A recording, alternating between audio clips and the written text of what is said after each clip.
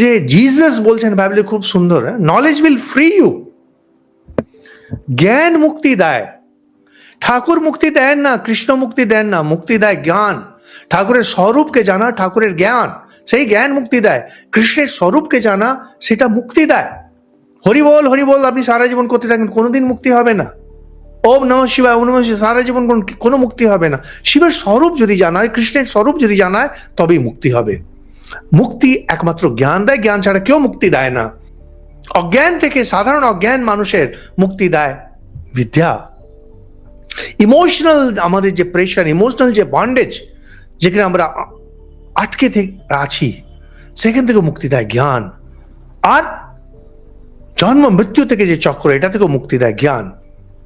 এই যে জ্ঞান আমাদের সমস্ত সাবজেক্ট থেকে, এই যে দেহের যে চাহিদা সেটা থেকে মুক্তি, মনের যে চাহিদা সেটা থেকে মুক্তি, আর আমাদের ভাবের, হৃদয়ের যে চাহিদা সেটা থেকে মুক্তি, জন্ম জন্মান্তরে যে চক্র, এটা থেকে মুক্তি, সমস্ত মুক্তি দেয় একমাত্র জ্ঞান।